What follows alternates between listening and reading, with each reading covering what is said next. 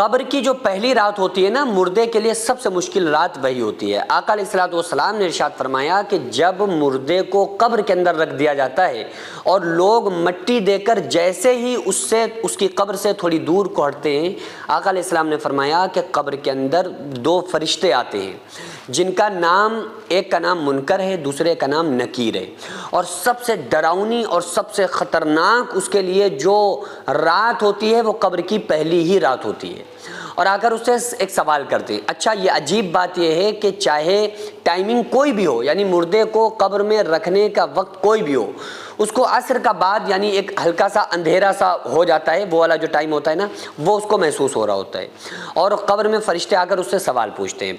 تو پہلا سوال تو عام طور سے آپ لوگوں کو پتہ ہی ہے، پہلا سوال پوچھتے ہیں من ربک کا، تمہارا رب کون ہے، ما دینک کا، تمہارا دین کیا ہے، ما کنت تقول فی شان ھذا الرجل، بتاؤ آقا علیہ السلام کی شان کے بارے میں تمہارا کیا عقیدہ تھا۔ تو اس وقت جو قبر کے اندر مردے کو ایسے ہی اس کی روح کو اس کی باڈی کے اندر لوٹایا جاتا ہے، یعنی کہ ایسا نہیں ہوتا ہے کہ وہ اس کی روح کہیں چلی گئی اب اس سے سوال و جواب ہو رہے ہیں، نہیں نہیں نہیں،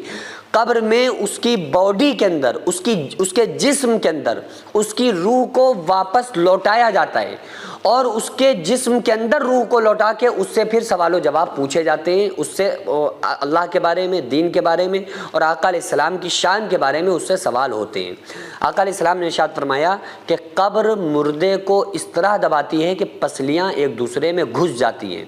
صحابہ فرماتے ہیں کہ آقا علیہ السلام نے انگلیوں میں انگلیاں ڈال کر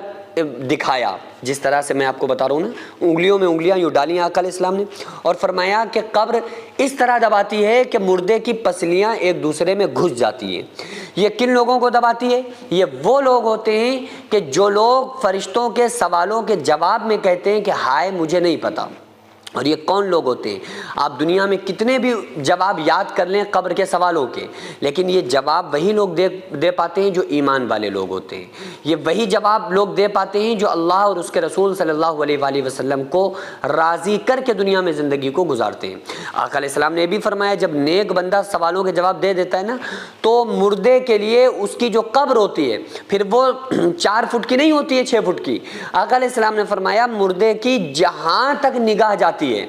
اس کی قبر کو اس کے لیے کشادہ کر دیا جاتا ہے، اس کی قبر کو اس کے لیے پھیلا دیا جاتا ہے، جہاں تک اس کی نگاہ جاتی ہے قبر اتنی اس کے لیے بڑی ہو جاتی ہے، وسیع کر دی جاتی ہے۔ اور نیک بندے کے لیے تو قبر میں جنت کا بچھونا بچھایا جاتا ہے، قبر میں جنت کی کھڑکیوں کو کھول دیا جاتا ہے، قبر کے اندر عیش اور آرام کی نیند وہ سو جاتا ہے۔ لیکن جو گنہگار بندہ ہوتا ہے وہ اتنا گھبراتا ہے، ایسا پریشان ہوتا ہے کہ وہ یہی کوشش کرتا ہے اور لوگوں سے کہنے کی کوشش کرتا ہے کہ لوگوں مجھے قبر سے باہر نکال لو، مجھے اپنے گھر والوں کے ساتھ جانا ہے، مجھے اپنی فیملی کے پاس رہنا ہے، مجھے اس کوٹھری کے اندر نہیں رہنا ہے، کیونکہ آقا علیہ السلام نے ارشاد فرمایا کہ قبر جو ہے نا وہ جنت کے باغوں میں سے ایک باغ ہے یا جہنم کے گڑھوں میں سے ایک گڑھا ہے۔ حضرت عثمان غنی رضی اللہ تعالیٰ عنہ جب قبر کو دیکھتے تھے نا تو اتنا روتے تھے کہ آپ کی گنجان داڑھی آنسوؤں سے تر ہو جایا کرتی تھی۔ تو صحابہ کہتے تھے، آپ کے ساتھی کہتے تھے کہ اے عثمان غنی کیا بات ہے، آپ آخرت کا تذکرہ سن کے اتنا نہیں پریشان ہوتے ہیں، آپ جہنم کی باتیں سن کر اور سنا کر اتنا نہیں روتے ہیں، آپ پلسرات کو یاد کر کے آپ اتنا پریشان میں نے ہوتے ہوئے آپ کو نہیں دیکھا جتنا قبر کو دیکھ کر آپ روتے ہیں۔ تو حضرت عثمان غنی نے فرمایا کہ لوگوں یہ جو قبر ہے نا،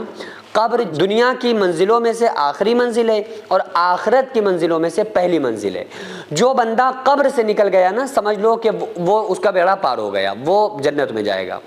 اور قبر میں بھی جو پہلی رات میں کامیاب ہو گیا، یعنی پہلی رات میں اگر اس کے اوپر اس کے معاملات صحیح گزرے، یعنی کہ قبر میں اس کو رکھا گیا اور اس سے جو سوال پوچھے گئے وہ سوال کے جواب میں اگر کھرا اترا تو سمجھیے اس کی بلے بلے ہو گئی، پھر اس کے مزے ہی مزے، پھر چین سے وہ سوتا ہے۔ اور اگر وہ اس وقت سوالوں کے جواب میں پھنس گیا تو سمجھ لیں کہ بس اس کی قیامت شروع ہو گئی، پھر ہر لمحہ قبر کے اندر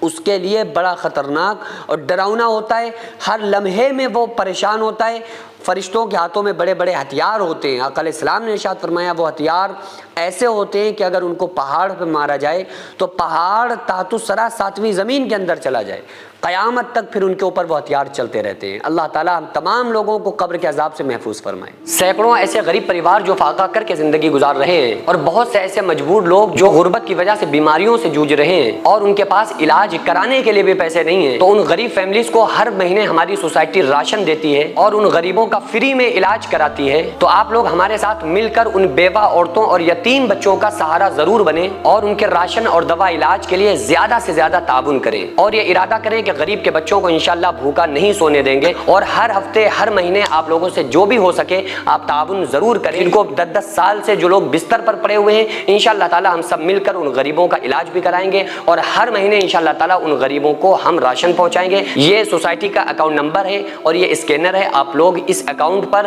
یا اس اسکینر کے ذریعے آپ غریب فیملیز کی ہیلپ کر سکتے ہیں۔